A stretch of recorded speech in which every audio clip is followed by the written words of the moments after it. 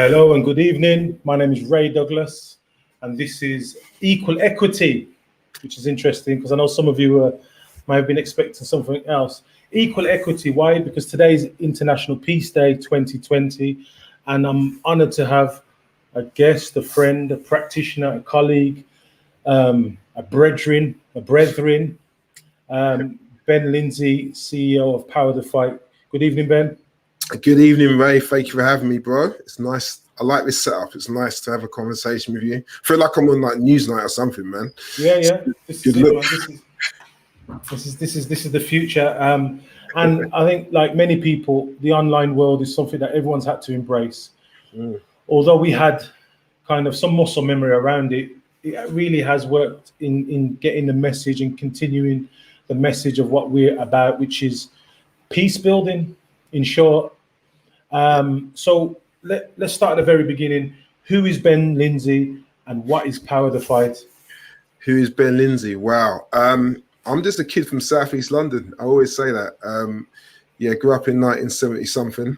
Don't let the cocoa butter fool you. I'm an older gentleman.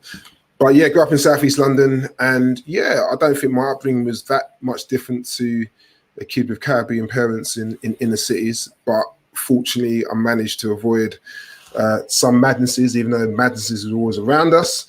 And yeah, grew up in the shadow of racism.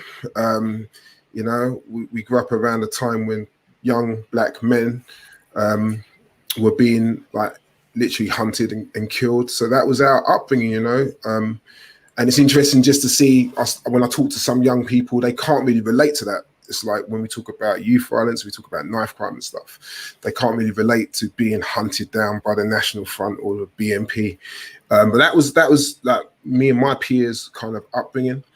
And then I went to uni, fortunate enough to go to university, and then came out, got a job in the city, but very quickly felt that wasn't my calling. Started doing some youth work, different guises, became a learning mentor. Started working for Youth Offending Service in Lewisham, and then I suppose that was where I started seeing some really engaging with young people and families on quite a high risk level.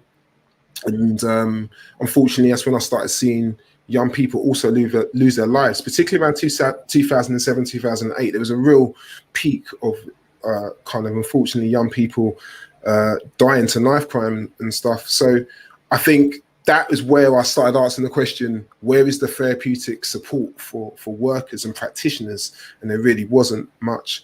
And then I started work for a community safety team in Camden. Then I became a man of the cloth for a few years. And then, so hold on. Was it the community safety work that made you turn to your creator? I just saw what you did there. Yeah. Was it that bad? Yeah, man, working for Camden was cool, man. It was do you know what? I think I became a Christian in the early noughties. In fact, it was 2000. And I think I always had a question back then, like, what is the church's response to social action? And we saw a lot of churches kind of do the food bank and all that type of stuff. But in my area, I was seeing young people being killed, and I didn't really see the church have a response for it. So by the time I was working in community safety, I was always wondering, I wonder if there could ever be a church context where they could put their resources and their time and their volunteering into the local community. And that was my hope when I ended up becoming a pastor of a church in Southeast London. Interesting. So let me put some context around it. Why I said was it your Camden experience that made you turn to faith? Because that's actually where we met, right? Absolutely. So you turned me to faith. That's what it was. So, was I that bad? Okay, so let's fast forward it then. So we met in an exotic city called Birmingham, right? Yeah. This was fascinating. So it was 2010, and my job, I had this mad title, Gangs and Serious Youth Violence Coordinator, which sounds like I'm starting fights at different ends of the borough. It was a mad title, but basically my remit was to create a serious youth violence strategy for the borough. And I was always into training and equipping. That was always something I wanted to do with anybody. So I saw that you were doing something up in Camden under gangology, and I just thought to myself, you know what? Actually, these guys really look like that they know what they're talking about, and I just want to learn. So I remember reaching out to you, and the days when you actually had money and resources to send people. So that was the royal you, not with me. What about you when you had a budget? Okay. Yeah, when I had a budget, and so I was able to send myself up there, and yeah, went up, and you guys really embraced me, looked after me. Never really hung out in Birmingham before. You guys really looked after me, but more importantly, was in a position to witness, in my opinion, something which has changed my perspective on practitioners working with young people, working in the context of gangs, working with high-risk young people and families. And, you know, it was yourself, a very young Craig Pinkney, Dr. Martin Glynn. It was just incredible. And I was just like, my goodness. Who wasn't Dr. Martin Glynn yet? It wasn't Dr. Martin Glynn and yet. Craig didn't have a beard, so you're right. No, Craig didn't have a beard. And it was like, wow, these raw, but highly intelligent, passionate guys. And I'm learning. And it was at that point where I said, okay, you know what? We need to bring this back to London. So then I've gone to Camden and I've said to the powers that be, I think these guys can train police officers and practitioners and community safety teams. And so they allowed me to do it. And you guys came down and did loads of sessions. It felt, and it was good even then. It was kind of like a blueprint for Power to Fight, because it wasn't just you. I remember we got Dr. Carleen Furman, who I don't think was a doctor then. She might have had an MBE then, but she wasn't a doctor then. And we brought other people in to really just help. Cheryl Garvey. That's it, Cheryl Garvey. Yeah. I actually spoke to her today, and she's now as active as ever. As you said, Dr. Glynn wasn't Dr. Glynn then. So we're talking a decade ago. Yes. Which is interesting that number one, you know, we met as practitioners, whether people believe in serendipity or pre-decree, and we've always remained in contact, but more than ever grown to kind of co-produce our thoughts and feelings around this work. And, you know, I'd like to put it on record that I really value you and your work and how far you've taken Power the Fight. You know, you've Ubered it, and people don't understand about starters, because you did exactly what you said. You always were prepared to, and this is something for the young practitioners and activists and social activists coming up. You always was a listener and a learner first, and I adopted that as well. That where whatever space, even sometimes when people say that people think you're the thought leader, you go back to a place of, well, what am I going to learn from this experience? And that brings us right up now to 10 years later, we're now, you know, CEO of Power the Fight, and some of the work that you've been doing over the last 3 years really disrupted the conversations about serious youth violence.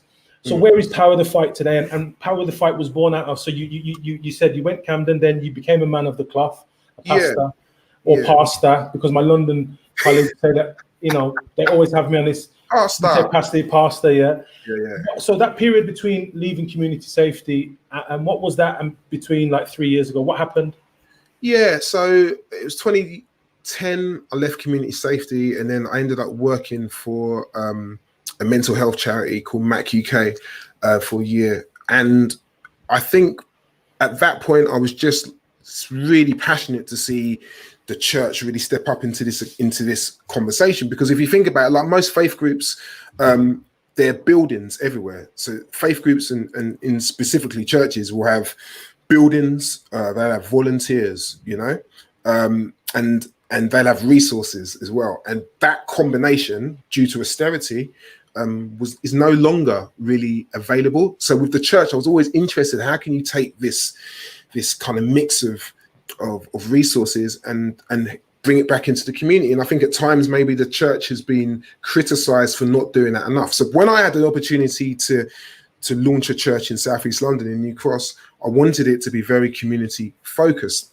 But what happened was in 2016, so we were going to launch Emmanuel Church New Cross in 2016. In April 2016, a young man who I'd known since he was one, a young man called Marvin Yard, was murdered in Southeast London, and I knew the family very well. And unfortunately, it wasn't the first time I had a young person who I knew die. But Marvin was probably one of the closest young people to me and my friends. And so when that happened, I was just like, you know what, we can't just pray ourselves out of this situation. And we did a lot of work. We did a lot of work with the family and to kind of calm the community tensions, and worked very much in partnership with local authorities right through the trial and everything. And I think after that, I got to the point of thinking, do you know what? We were able to offer, I suppose, aftercare and a bit of a wraparound service and signposting to this one family. Why can't that be done on a wider scale? And so what you're talking about triage. What I'm hearing there is that from a faith perspective, in terms of your church and your peer groups, you set up a triage for that incident, for that situation, right? Yeah, it wasn't even deliberate. I mean, it was just what I realized. Like, there's different types of power, isn't there? And I think what we're used to is that kind of power, which is very much you're top of the tree, and therefore you have that power which can dictate. But there's a different type of power. There's like connection power, there's network power. And I think what I realized is, because I've been working in that borough specifically for 20 years, I had a connection and network power. And me and a few other people had that as well. So we were able to bring peace into the situation where it could have been really bad. We were able to connect the dots when there was 9 nights happening, and we were able to say, listen, police officers, you need to be here, or you need to back off here. We were able to take families to Parliament to try and get them moved. We were able to maybe offer some media support. We were able to financially, and this is the good thing about the church, there's not that much red tape. So we were able to kind of support financially families who really needed support, not just for funeral costs, but other stuff as well. So through tithes and just goodwill. And, so you know, we're in a position where, fortunately, if people don't understand how church tends to work, is that there's offerings and there's tithes and stuff like that, where every week that money goes in, and a good church will look after that money well, and in different ways. We'll go out to the community, and we were able to do that. And I'll give you an example, right? Because one of the things which I always found fascinating is that our church wasn't particularly rich. It was okay, but it wasn't like a wealthy church. There's some churches out there who are very wealthy. But after the back of a couple of murders in the borough, in Lewisham Borough, we took an offering up. And that offering raised about £10,000 and in one sitting. And like I said, it wasn't like 1 or 2 people just put in with the deeper pockets. It was a real rich mix of people who were putting money in. Now, what we were able to do, we were able to go to the local secondary school and say to them, listen, you choose your practitioners, your workers, and we'll provide the money so you can get some people in to really help with maybe some of your vulnerable children. Let me tell you something. That whole process took 1 week. Wow. Now, you tell me, if there was a situation right now and you wanted to do some work and you wanted to get some money and you wanted to apply and all the application forms and all that type of stuff, sometimes it takes months. We were able to do it in 1 week. And I think that is the power of faith groups, that we can bypass certain things. And don't get me wrong, I'm not talking about bypassing safeguarding. No. We work very closely in partnership with the school. You choose who you think works well with your young people, but we were able to provide the money. And I think that was what excited me. So with Power to Fight, I wanted to somehow replicate that, what we did on a very micro level, on a system-based conversation. And so for us, we're trying to disrupt the systems. We're trying to disrupt the things which we know are really stopping young people and families flourishing. So we do 4 things. We provide training for anyone who's front-facing with this issue of youth violence, and we do that. Remember what I said about the connection power? So we're in a position where we've connected with yourselves and people up and down the country with very much like specialism. So whether it's you, or whether it's Craig, or whether it's Dr. Carlin Furman with the contextual safeguarding networks, our mutual friend Andre Harriet, there's plenty of people out there who I'm like, okay, you've got brilliant expertise. Now let's get your knowledge on a wider scale. So that's the one thing we do. The second thing we do is that we provide online resources. what we call power talks. Again, we interview people for best practice, and we that's all on our website as well. The third thing we do is that we provide family support in terms of financially, and we signpost families. And the fourth thing, we've turned into a bit of a think tank, which leads into this therapeutic service we're trying to pilot and create. And we've just put this report out. This report comes out tomorrow, which really looks at like how do we develop culturally competent therapeutic services for the families in the inner cities who really do need it but don't always access it. So those are the things that we do, and we've only been going. This is the thing; it's not even 3 years. It'd be 2 years in January that we've been going, and we've already trained over 7,000 people, thousands of hits on our website. We've been able to financially support over 15 families in the last 2 years. And yeah, this report, our first report in conjunction, is funded by the Violence Reduction Unit, Mayor of London, and that comes out tomorrow. So yeah, we're in a nice place. Beautiful. So I'm gonna rewind a little bit. Mm. So what we saw, that although you're saying you've been going for as Power of the Fight for 3 years, clearly you've done the 10,000 hours, and for those who are listening or who don't know what the 10,000 hours is, then it's essentially what they'd attribute for people in the past who were apprentices. So if you were, whether it be as a blacksmith or as a carpenter or as whatever it was, they would say in order for you to reach a level of mastery, you'd have to do the 10,000 hours. And one of the interesting things that points to, Ben, is that when we first met a decade ago, we were speaking about a public health response to violence then, 10 years ago, right? And it's interesting now, there's a lot of movement around this. But let's go back. When we were saying a public health response to violence 10 years ago, people were scratching their head and like, where are you going with this? And even side-eyeing at some point, because people really did think that they could not only arrest their way out of violence, which is some of the conversations we had, and this isn't any specific organization, but also that it almost was a passing side effect of youth culture, that actually things could be managed through the old model. And what's interesting, the first person to say to me that you can't arrest your way out of gang violence was actually a head of police, right? Yeah. And it was interesting, that level of honesty. So what I'm seeing today is, it's empowered the conversations. But now we're at this next stage now. So we're talking about a public health, but now we're talking about a therapeutic response within that public health response. So today I was speaking to Nicola Ben Yahya, who's a qualified BACP counsellor who runs a program called Families for Life. She works generally around clinical therapy and supervision and counselling, but they specialise in working with families who've experienced or had young people or parents involved in extremism. So what we're seeing now is a therapeutic response to violence being used within families who have experienced something so horrendous, which speaks to what you're doing today. So for those who don't know, this Therapeutic Interventions for Peace report, where did it start? Why did you go with that? Yeah, I mean, it started, if I'm honest, it started back in 2007.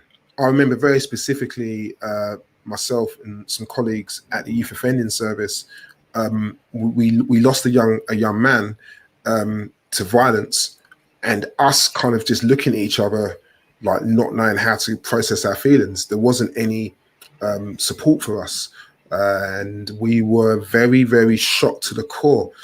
And I think that was the moment where I was like, my goodness, with the level of trauma which we have just witnessed, the everyday ongoing high level cases that we're dealing with, surely there should be some level of care for workers. And unfortunately, I didn't see that. And then when I did actually work for the mental health organization, MAC UK, I saw very up close and personal the power of clinical supervision, the clinical psychologists, therapists, and I could see that. But still, for me, there was something missing. And this isn't me being critical of MAC, but I think what I witnessed between 2007 and 2010, and what I continue to witness, was therapy which didn't necessarily engage culturally or contextually with my upbringing or my environment or inner city context which we're dealing with.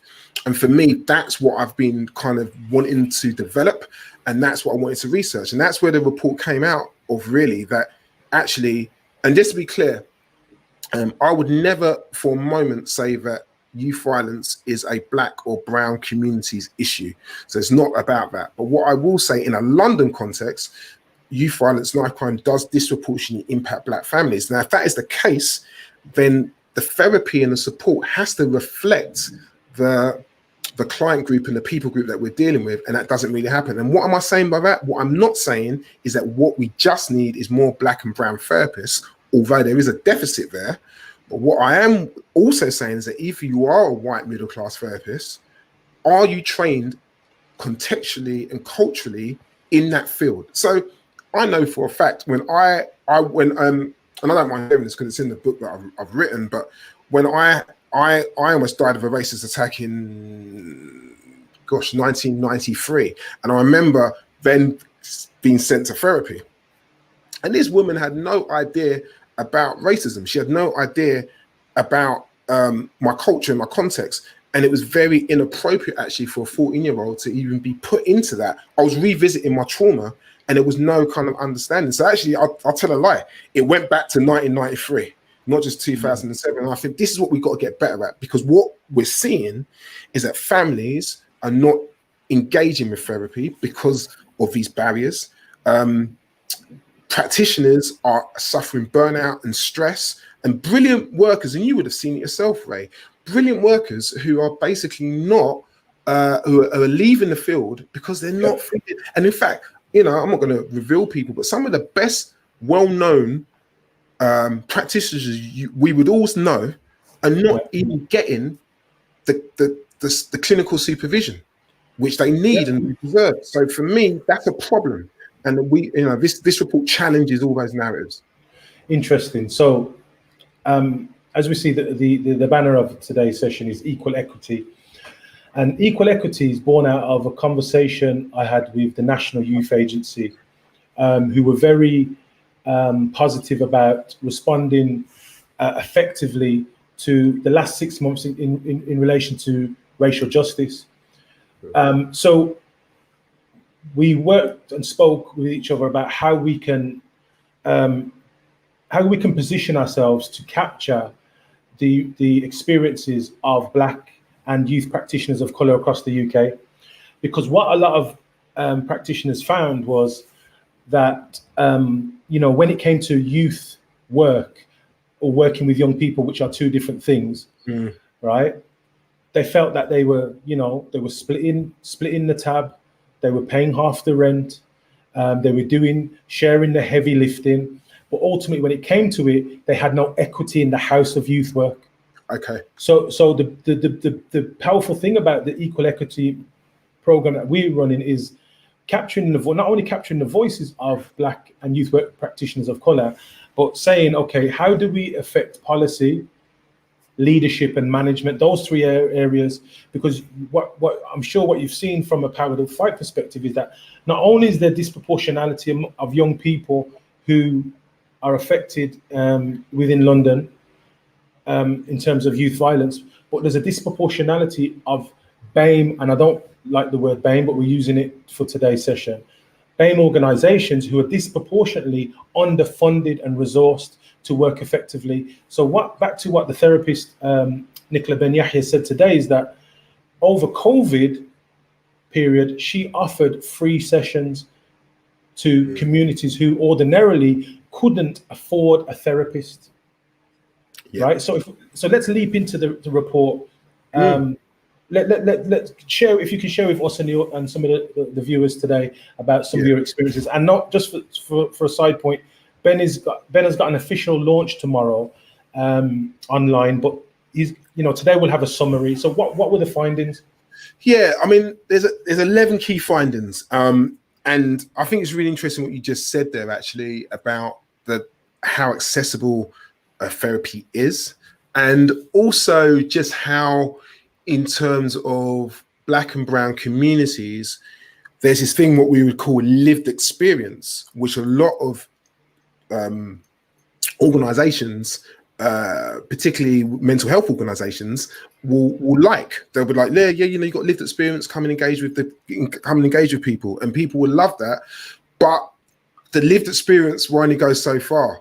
It won't translate to the boardroom. It won't translate to the decision making. It won't translate to the strategy. It won't translate into terms of equal pay. So I think there's something which we've found.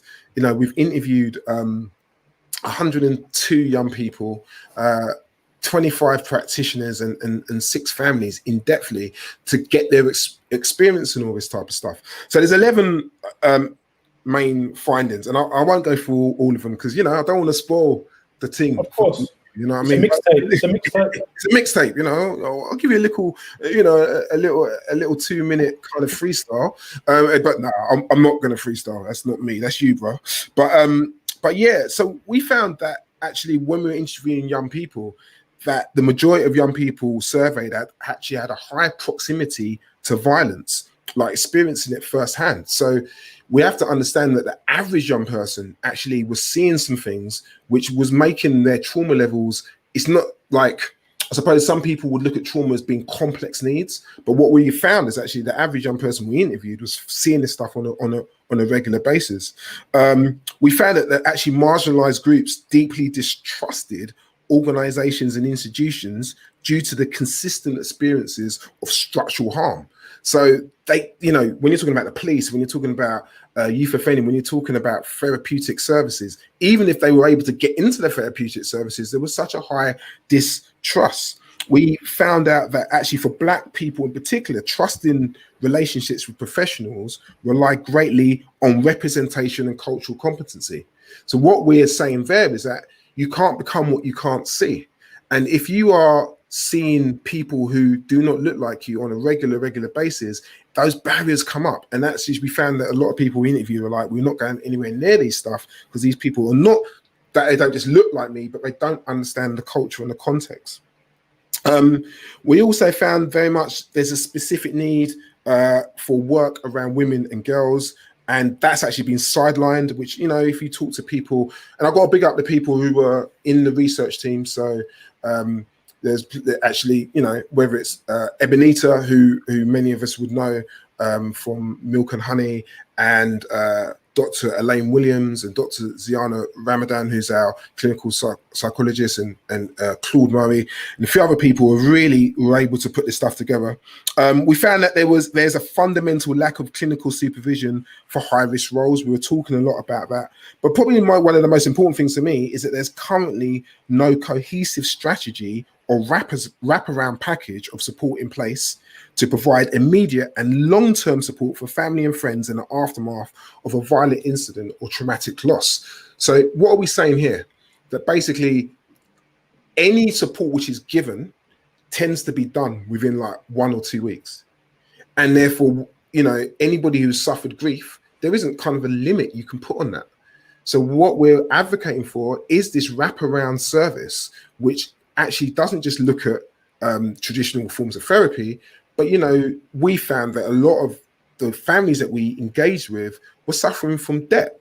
And they didn't start in debt, but trauma impacts that way. And suddenly they've become in debt. Or there's stuff which isn't just going on with themselves, but it floods through to other family members and siblings.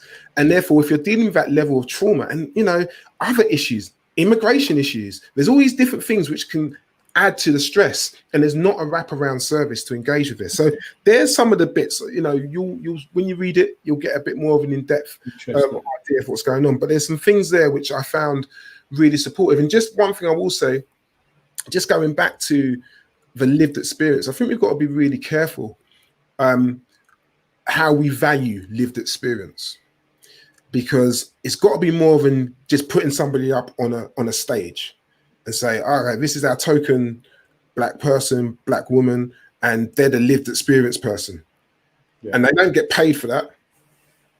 It's revisiting their trauma, and they definitely don't have a question around the strategy of the organization. And this is something which you're not seeing at Powder Fight, and you're definitely not going to get out of this report. And I think this is something we've got to talk about. Interesting. Well, yeah, we all know about the quite often at the end of conferences, the kind of black dance group or the spoken word artist or the lived experience person. So just to go back a bit, because I'm really interested in something you said there, which you skipped through. It's a really important point. You said you're clinical psychotherapist, Dr. Surname was Ramadan, I believe. Yeah.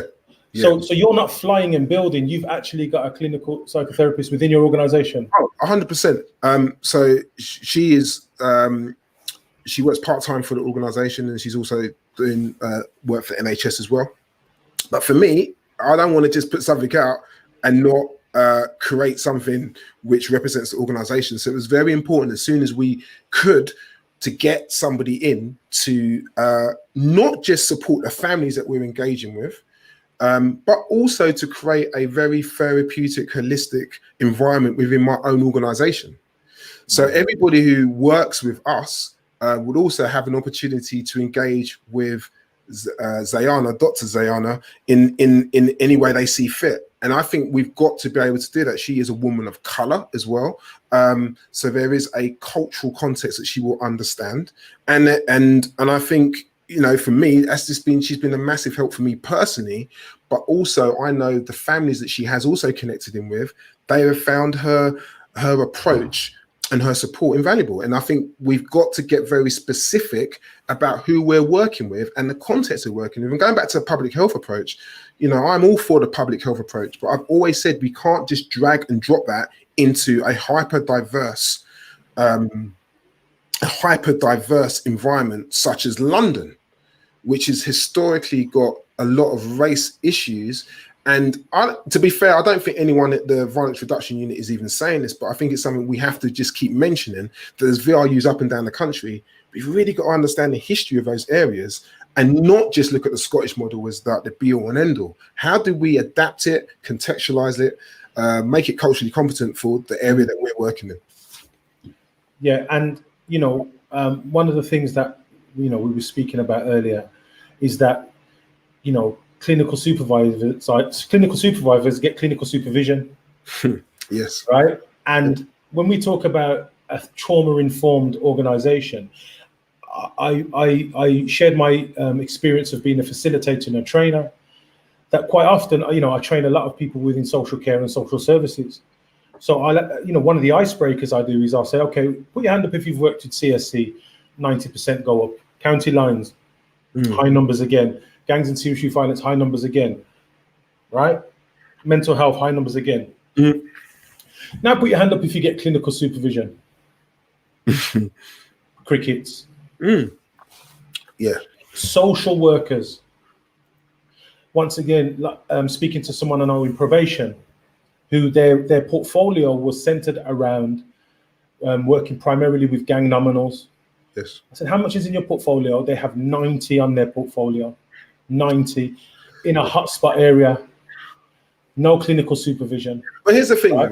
This is sorry to cut you, but this is the thing. You get this, you wonder why there's such a high turnover of staff when we're talking about young people, youth work. There's a turnover, and it's just not fair.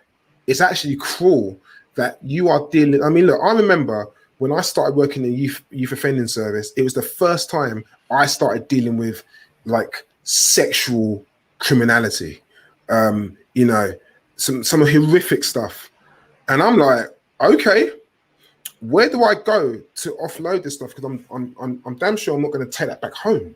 I'm not going to take that back home to talk to my partner about this stuff or whatever it is. So it's like you can't be expecting people to be doing such frontline traumatic work and not be given that support. And it's just cruel, it's unfair, and you wonder why we don't ever continue to kind of move forward. And you wonder why there's not healing and flourishing in our communities, because the very people who are delivering this stuff is not getting the support. I can't understand that. Yeah, and it's about that care around the edges. It's about that how you recruit is the way that you recruit trauma-informed. Right. Well, the thing about trauma informed, I think it's a very interesting term, and I think we have to be careful that people don't just tag it on to their organisation and say we're trauma informed, but don't really understand what trauma informed is. In the same way, what I don't want from this report is somebody now saying we're culturally competent, but you don't really understand what culturally competent really is. And I think there's a lot of these buzz terms around, but if I was to kind of come, or somebody was to come into the organisation, are you trauma informed? Are you doing public health? Are you culturally competent? And to be honest, none of these terms are trickling down to the streets. And it's interesting. Yeah, the minutiae of it is, are you messaging your staff at 10 o'clock at night talking about a critical incident? Well, I think that's you know what I'm saying? Like, how do we? It's the whole process, because like talking therapy, for example, doesn't suit everybody's neurological pathway. Doesn't suit everybody. Some people find it through a book, other people find it through speaking therapy, other people find it through walking, other people find it through running. One of the examples I gave today was is it Clark Carlisle, the one who was the PFA had a very open very open about his mental health challenges. And he was saying, when he, as a black male generally, but when he went to a therapist, and he had, he's well documented his challenges around mental health and depression. When he went to his doctor prescribed exercise. Yeah, interesting. But how do you prescribe and he said, how have you prescribed exercise to a professional footballer? Yeah.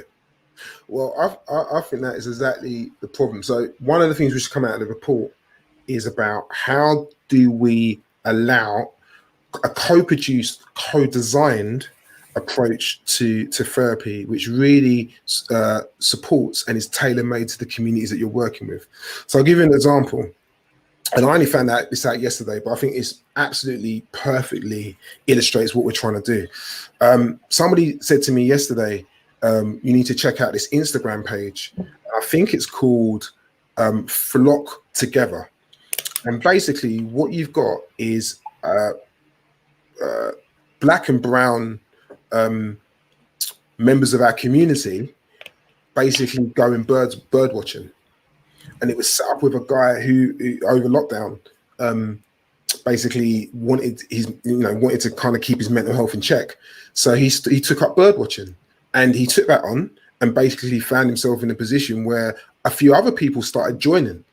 And now they go all over the different parks across London as a group of people bird watching, black people.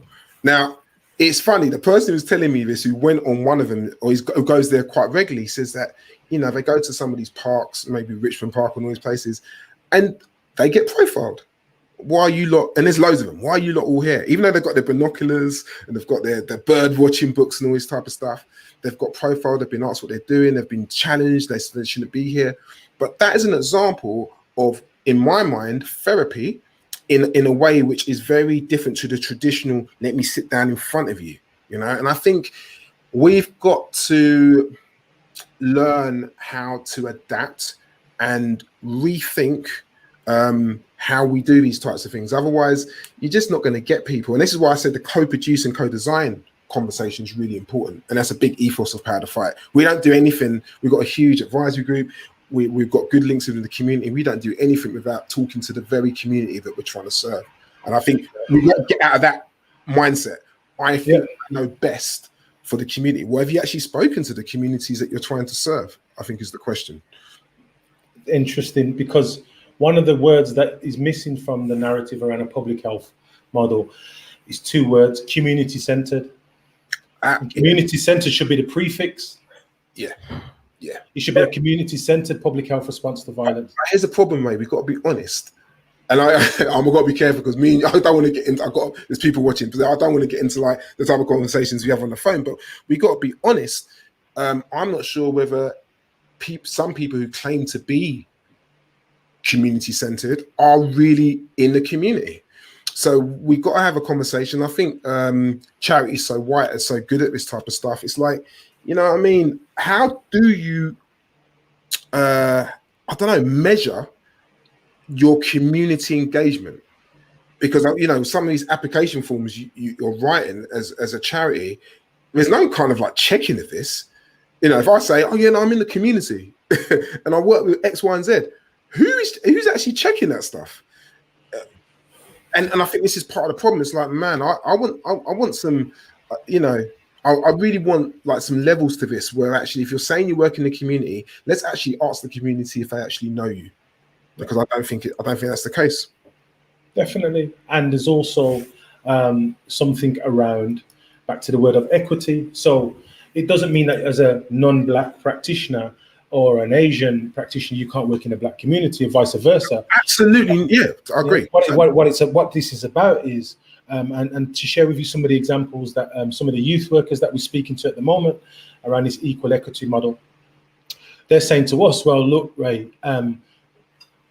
if I ever bring in a third-party organization, a third sector organization that's non-Black, it's signed off, and we continue. If I ever bring a BAME-led organization or practitioner, the level of scrutiny that I'm under.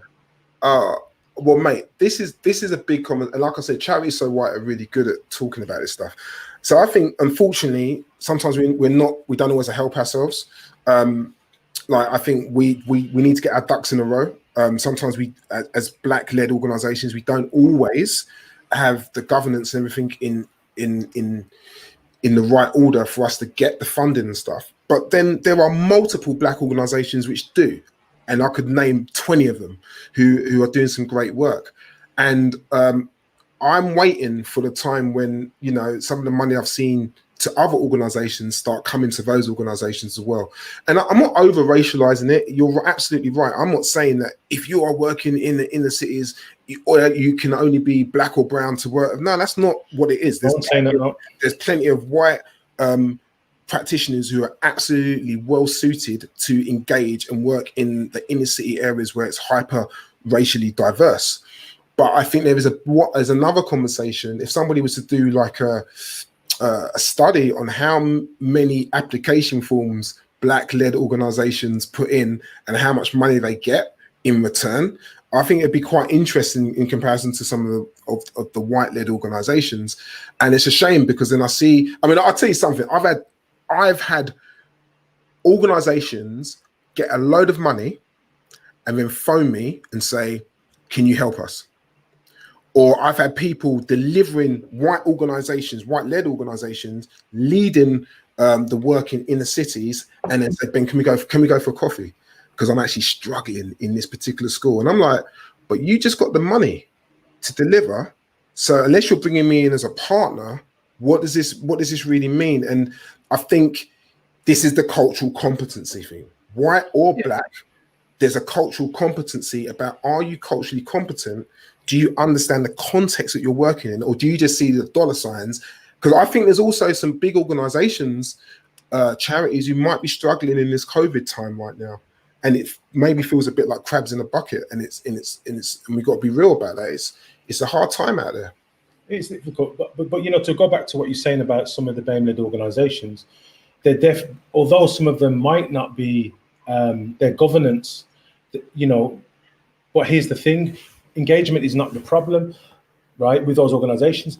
But if governance is the problem, then it's for policymakers, steering, or the bigger organizations to body up and to capacity build these organizations. I saw a really interesting model in London that's been rolled out, where youth workers, let's go for the lived experience tag, or people who've come from that, who a lot of them are kind of involved in trying to engage with young people. They've allocated a resource to them to capacity build and train them around things like risk assessment, around things like being trauma informed, around things like, from the very basics of youth work, loan working policies, all these things that are really important. But there's also something else around the disproportional underfunding of organizations, where, in our research, we're hearing things like, 12, 15 organizations around the table, bidding between them for 60K, and they're frontline organizations, right? Frontline organizations, and they can only bid to a maximum of 5K. Yeah. How they can't pay themselves for their staff, salaries and volunteers. You can't run activities. A decent youth residential costs 4K, right? So I would say that it's about, when we stand back and look at it, some organizations are set to fail because the process itself, if it's a £300,000 per stabbing, but 1.4 million per shooting based on a social return of investment model, and frontline organizations who work in some of the highest, in terms of violence, highest areas across the UK, and that's the kind of resources being allocated to them, they're not going to be successful. That's basic maths, right? Yeah, and I think this is where I think organizations, particularly the black and brown led ones, really need to think about how they have a mixed model to survive, actually, because if you're just trying to survive on grant funding, it's really tricky and it's really competitive. And I think that is why, you know, there's some people out there who are working hard to try and help black-led organizations, brown-led organizations to just stay in the game. You know what I mean? And I think there's statistics out there which is showing that actually it's some of those organizations won't survive till Christmas because of what's happened with COVID and stuff. So it's not even like it's a bugbear. The reality is this is what's happening. And so we really do need a conversation about how do we create sustainable work? How do we make sure that we are, and it's not just sustainable, how do we have measurable targets as well? Yeah. So it's that type of stuff, really. But also long-term systemic change as well, because we know funding something for, I'm not really interested in those funding things which are for 6 weeks, like fund us for 3 for 4 years, because, you know, if we're going to reverse some of this stuff, we're going to create healing and flourishing, then we've got to have longer term and bigger budgets to really do this. So it's an interesting time, right? It's a very interesting time. It is, and there is a shift. We know there's a shift. I mean, you know, some of the prisons I've worked in, you know, 40 individual gangs in the prison. Yes. Fire-wise.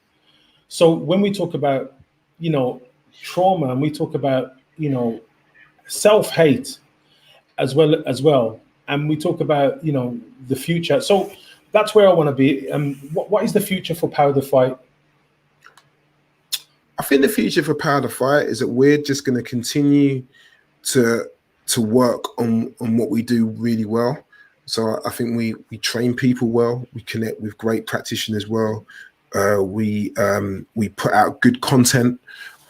We support families. I think I'd like to increase the capacity. Like, we're a small organization, so to be able to increase the capacity to support more families and create, I think, eventually some type of wraparound service like I described earlier on. The future is, hopefully this report will allow people to see the type of work that we're doing and the models that we want to put in place. But hopefully TIP, which stands for Therapeutic Intervention for Peace, is a very specifically culturally competent model, which we hope to pilot and roll out. We were meant to actually, I mean, if I'm honest, we were meant to pilot that this year, but then COVID hit, and that's why we turned this into a report, which I'm really thankful for the VRU for allowing us and helping us to adapt. But for us, that's what we want to do. We feel that we in this area around youth violence, that we've got an idea that we can be part of the conversation, not the solution, but we can be part of it. And I think if there's probably a strength to us, is that we're a bit like, it's going a bit back like Voltron. You know, we bring the right people together. I was about to say Wu-Tang, but you know, it's a little bit. No, there's a few Wu-Tang heads in the chat. Not all the members of Wu-Tang was worth talking about, but you know, there's when we bring people together, we like to. Don't say that about Capadonna, please. Oh, yeah. Well, we can get into hip hop. I mean, Capadonna was underrated. It was good on the Ghost album and the Ray album, but that's another story. But the point is, we bring people together, and it's like, okay, I think we got the very best of the best. What we found, if you go into our Power Talks, we got some people on there who have been in this game as long as me or longer, but their voices are not really heard. So how do we get those voices heard? And that's what we're trying to do. We're trying to just put the best out there, support families, engage in multiple levels, and yeah, be part of the conversation. That's all we're trying to do. Yeah, and there lies in, you know, what we're trying to do with equal equity, in that whether it be gangs of serious youth violence, whether it be racism, radicalization, right-wing extremism, whether it be capacity building of youth workers, practitioners of color.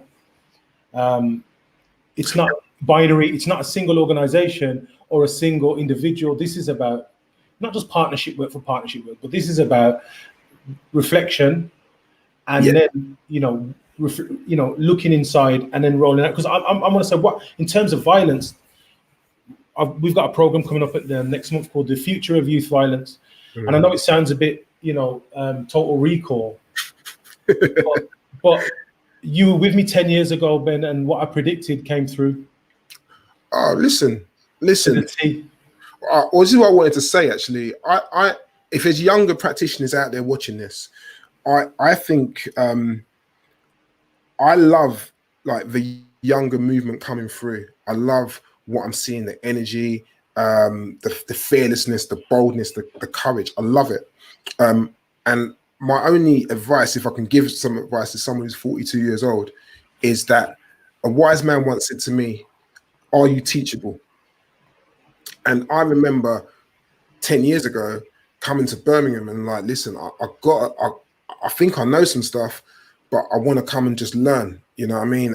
And I want the younger generation. I think, look, to be fair, most of them are teachable. It's not that I'm saying they're not, but I think that's the one thing I've learned again and again. I'm still learning. That's my hashtag. Sometimes anyone follows me on Instagram, I'm just like, I'm still learning. I'm still learning with the books I'm reading, the experiences I've had. But I think for us to move as a unit, younger, older, intergenerationally, we've all got to be teachable. I've got to learn from the younger generation. You know what I mean? I've got a digital content manager who's teaching me things about social media I would never know, right? I'm teachable. But at the same time, that intergenerational conversation's got to go the other way. And I suppose what I would like to see is more of those spaces where we actually break bread and have conversations with the younger warriors, you know what I mean, who I'm so impressed by. But let's become teachable to one another. And the universal law that new broom sweep good, but old broom find the corner. What? And there are a lot of people out there, experienced practitioners, who've seen this, been here before a lot of us, and you have to have the intergenerational work, because wisdom is a universal law, and sometimes it doesn't come with youth. It comes after experience and years. Ben, I love what you're doing and what you stand for, brother. So I'm going to leave you with 3 questions. A question that we ask everyone. Okay. First question is, what is your favorite dish in terms of food? This might not everyone will appreciate this, but my favorite dish is steak, if I'm honest, and I don't have it a lot because I went somewhere where it was incredible and I can't seem to find it in this country. But a good steak, I'm down with. If you get trolled by the vegans, don't blame me, right? No, hold on. Before we go there, yeah, and you can testify to this. Where I work, is there not the baddest? Yeah, definitely. Vegan I've taken you to, right? Vegan, yeah. Cowspiracy. Right? Listen, right? So when I need to do the vegan thing, which is like 2 times a week, I'm on it. Like, trust me, a steak. Excellent. Yeah. Okay, excellent. Second one, favorite destination? Oh, easy. Argentina, Buenos Aires, for those reasons. Is that the link? Yeah, man. Steak, Argentina. Yeah, man. I saw what you did there, bro. Yeah. Excellent. Last one. What's your dream? My dream? Other than Chelsea not losing to Liverpool like they did yesterday, that was a nightmare. What's my dream? I don't know. I've got to be careful that I don't all sound like, idealistic. I think my dream would be, and we've spoken about it together, like genuine connection and working together and not worrying about the money, worrying about the peas. Like getting to a place where there's a genuine trust between our communities and saying, listen, we can all eat, we get that, but we're stronger together. And I think, unfortunately, in Black and brown communities, we don't see that enough. Let me even be more specific with Black communities. We don't see that enough, and it's a shame because I can't speak for everybody, but that's how my grandparents and parents came to this country. There's a thing called partner where we all had to trust well, not me, but my family had to trust each other with money and grow together. And that's how houses and intergenerational wealth was built in Black communities. So for credit me, unions, right? Credit unions, exactly. So for me, I wanted to get to the point where we can, and bear in mind with the partner, there's always a banker, right? So somebody had to be trusted with all the money at one point. Now, I'm not saying that it has to be me. I'm not saying that, but just that in terms of partnership and growing together and building in the right direction can make a massive difference. So that's my dream. I've got plenty of dreams, but that'd be one to share. Beautiful, bro. So tomorrow's the launch of the report. Yes. I know you're not just doing it to kind of tick any kind of box. It's a launch. It really is a launch. Yes. Yes. How can people get hold of you through the platforms? Can you share with us? Yeah, so on social media, it's very simple. It's Power the Fight UK. You can follow me on Instagram and Twitter and Facebook on there, and also on LinkedIn. So Power the Fight UK. And the report tomorrow, you can go onto our website, and when you come onto the homepage, you will see tip report. You can click onto that as well. And there's also a short film to go with it as well. There's also a launch in the evening, an online launch where the writers and the researchers will be taking questions. We've also got Lib Peck, VRU director, who's also going to be there as well. So you can just, if you search Power to Fight on the Eventbrite or go to our Twitter feeds or Instagram feeds, you'll see all the information there. So yeah, looking forward to it. Let us know. I'm excited. I'm just interested in what people think. Can people relate to it? Is this something which you can connect? And even if you don't, it'd be good, man. And I want to open it up. I mean, we've got a few minutes left. If anyone wants to ask any questions, just throw them in the comments. So although you're London based, you work nationally, because I've seen you get out of London. But in terms of, and that's how we connected. Yes. And it was interesting. So we've been speaking to practitioners from, Sheffield, different smaller cities, if you will. They've had 60 weapons discharged this year alone in a pandemic. Yeah. 60, third largest number across the UK. So what you're working on, although you're based in London and the report is kind of London centric on this occasion, there's so much that all practitioners and youth workers across the country can extrapolate from this, right? 100%. I mean, I think anyone where there is violence, where there is young people, you can engage with this report. It's London focused, but that's simply, maybe if we didn't have the pandemic, we would have been able to stretch it across like nationwide. But we know, it's the same issues across the inner cities across the UK. And I don't think there'd be anything in there which you'd be saying this is London specific. Not at all. I think it's young people specific. It's family specific. It's practitioner specific. It's therapeutic specific. It's culturally competent specific. It's all these things which is it connects us. And it also, in some ways, at times, separates us as well. So I think everyone can connect to it, man. Definitely. Beautiful. And one last thing, because you tried to slip it in there. Who is the best Wu-Tang MC? Oh, wow. Come on, man. I mean, it depends on the mood. So the best Wu-Tang MC, if I really wanted to just think lyricism, Jizza. But if I really want to be in a situation where I want to reminisce on my teenage years, Raekwon. There you go. Okay, interesting. So listen, just had a post there from Abby from the National Youth Agency saying that after tomorrow, they're more than happy to share the report through the National Youth Agency, and that will go across the UK. Wicked. People, this is Ray Douglas and Ben Lyndsay, Equal Equity International Peace Day 2020. Stay blessed. Have a beautiful week. And Ben, it's actually Inspector Deck, but we'll talk about that another day. Yeah. Peace, people. Yeah. Take it easy. Nice one. See you later, guys.